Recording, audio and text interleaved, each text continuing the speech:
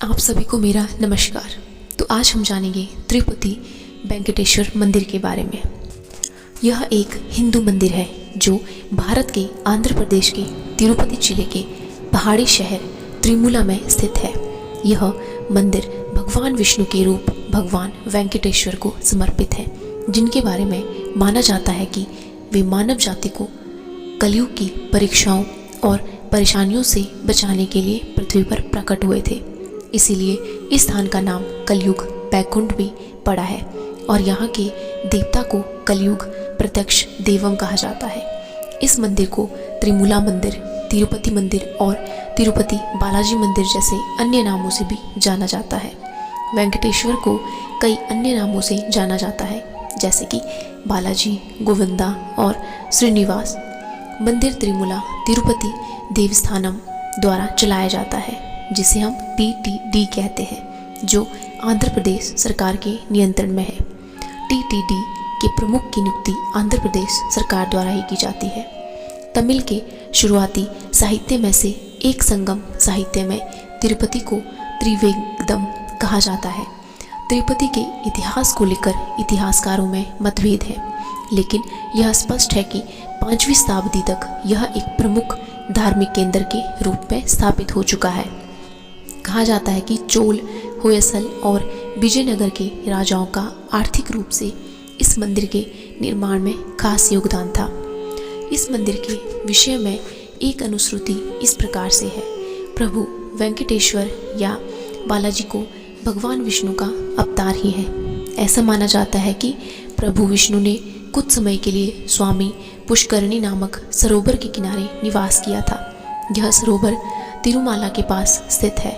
तिरुमाला तिरुपति के चारों ओर स्थित पहाड़ियाँ शेषनाग के साथ फनों के आधार पर बनी सप्तगिरी कहलाती है। श्री वेंकटेश्वरैया का यह मंदिर सप्तगिरी की 7वीं पहाड़ी पर स्थित है, जो वेंकटाद्रि नाम से प्रसिद्ध है। वहीं एक दूसरी अनुश्रुति के अनुसार 11वीं शताब्दी में संत रामानुज ने तिरुपति की इस 7वीं पहाड़ी पर चढ़कर गए थे। प्रभु श्रीनिवास वेंकटेश्वर का दूसरा नाम उनके समक्ष प्रकट हुए और उन्हें आशीर्वाद दिया। ऐसा माना जाता है कि प्रभु का आशीर्वाद प्राप्त करने के पश्चात वे 120 वर्ष की आयु तक जीवित रहे और जगह जगह घूमकर वेंकटेश्वर भगवान की ख्याति फैलाई। माना जाता है कि इस मंदिर का इतिहास 9वीं शताब्दी से प्रारंभ होता है, जब कांचीपुरम के शासक वंश पल्लवों ने इस स्थान पर अपना आधिपत्य स्थापित किया था। परंतु 15वीं सदी के विजयनगर वंश के शासन के पश्चात भी इस मंदिर की ख्याति सीमित रही। 15वीं सदी के पश्चात इस मंदिर की ख्याति दूर दूर तक फैलना शुरू हो गई।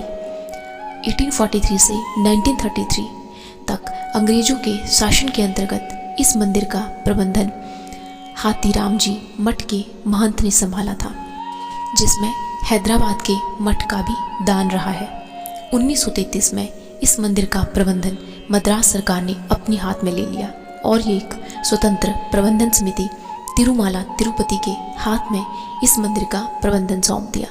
आंध्र प्रदेश के राज्य बनने के बाद इस समिति का पुनर्गठन हुआ और एक प्रशासनिक अधिकारी को आंध्र प्रदेश सरकार के प्रतिनिधि के रूप में नियुक्त किया गया। तब से लेकर इस मंदिर को तिरुमला तिरुपति देवस्थानम अर्थात TTD द्वारा चलाया जाता है। श्री वेंकटेश्वर का यह पवित्र व प्राचीन मंदिर पर्वत की वेंकटाद्रि नामक 7वीं चोटी पर स्थित है, जो श्री स्वामी पुष्करणी नामक तालाब के किनारे स्थित है। इसी कारण यहाँ पर बालाजी को भगवान वेंकटेश्वर के नाम से जाना जाता है। यह भारत के उन चुनिंदा मंदिरों में से एक है जिसके पट सभी धर्मानुयायियों के लिए खुले हुए हैं।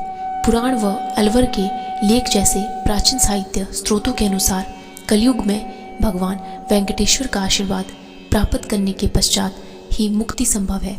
50,000 से भी अधिक श्रद्धालु इस मंदिर में प्रतिदिन दर्शन के लिए आते हैं। इन तीर्थयात्रियों की देखरेख पूर्णतः TTD के संरक्षण में है। श्री वेंकटेश्वर का यह प्राचीन मंदिर तिरुपति पहाड़ी की 7वीं चोटी वेंकटचला पर स्थित है। यह श्री स्वामी पुष्करिणी के दक्षिणी किनारे पर स्थित है।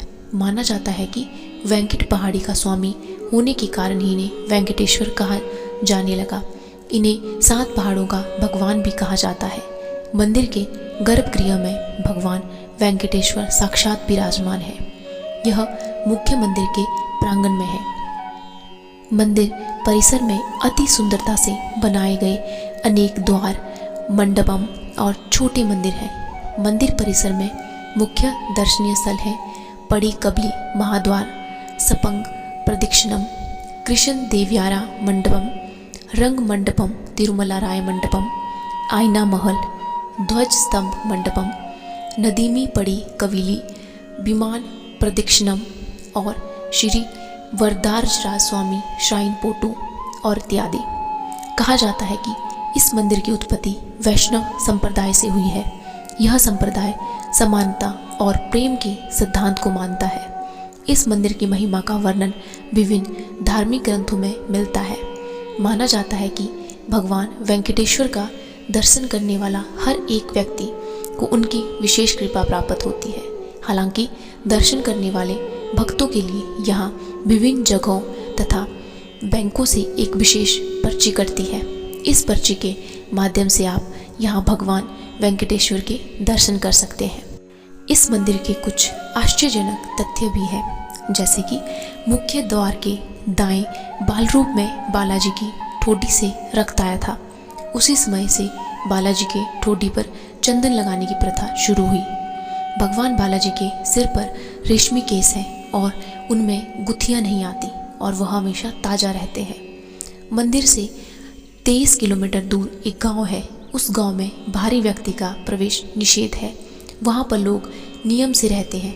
वहीं से लाए गए फूल भगवान को चढ़ाए जाते हैं और वहीं की ही अन्य वस्तुओं को चढ़ाया जाता है, जैसे दूध, घी, माखन इत्यादि। भगवान बालाजी गर्भगृह के मध्य भाग में खड़े दिखते हैं, लेकिन वे दाईं तरफ के कोने में खड़े हैं। बाहर से देखने पर ऐसा लगता है। बालाजी को प्रतिदिन नीचे धोती और ऊपर साड़ी से सजाया जाता है। गर्भगृह में चढ़ाई गई किसी वस्तु को बाहर नहीं लाया जाता। बालाजी के पीछे एक जल कुंड है। उन्हें वहीं पीछे देखे बिना उनका विसर्जन किया जाता है। बालाजी की पीठ को जितनी बार भी साफ करो वहाँ गीलापन रहता ही है। वहाँ पर कान लगाने पर समुद्र घोष सुनाई देता है। बालाजी के वक्षस्थल पर लक्ष्मी जी निवास करती हैं। हर गुरुवार को निज रूप दर्शन के समय भगवान बालाजी की चंदन से सजावट की जाती है। उस चंदन को निकालने पर लक्ष्मी जी की छवि उस पर उतर आती है। बालाजी के जल कुंड में विसर्जित वस्तुएं तिरुपति से 20 किलोमीटर दूर बेर पेड़ों में बाहर आती हैं। गर्भगृह में जलने वाले दीपक कभी बुझते नहीं हैं। वे कितने ही हजार सालों से जल रहे हैं, किसी को पता भी नहीं है। तो ये थे कुछ अद्भुत तथ्य।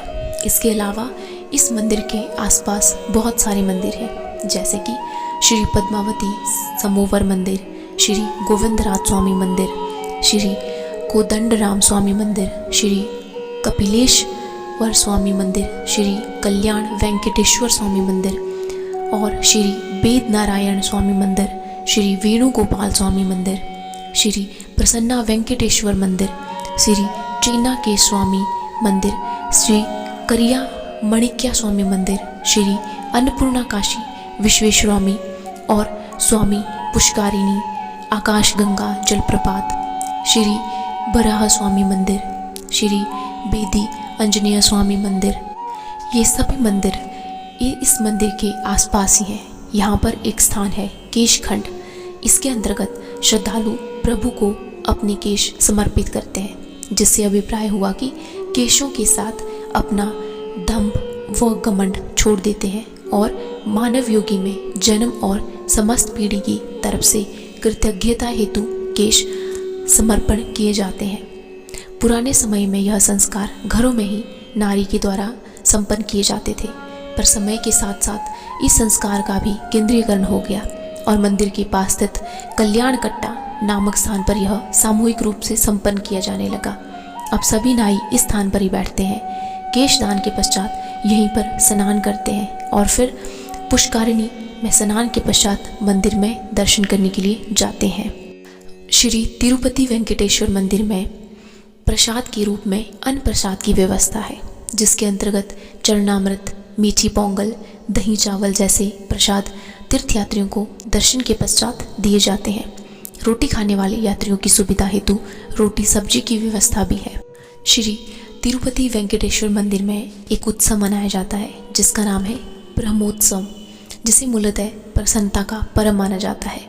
9 दिनों तक चलने वाला यह पर्व साल में एक बार तब मनाया जाता है जब कन्या राशि में सूर्य का आगमन होता है, यानी कि सितंबर या अक्टूबर में।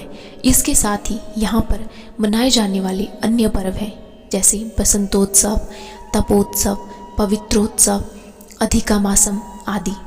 यहाँ पर लोग मुख्यतः तेलुगु भाषा बोलते हैं, लेकिन तमिल, कन्नड़ और अंग्रेजी समझने वाले लोगों की भी बहुत संख्या है। इस शहर के ज़्यादातर व्यापारी एवं होटल कर्मी हिंदी समझते हैं एवं हिंदी में उत्तर देते हैं। यहाँ का जो तापमान होता है वो गर्मियों में अधिकतम 43 डिग्री और न्यूनतम 22 डिग्री रहता है।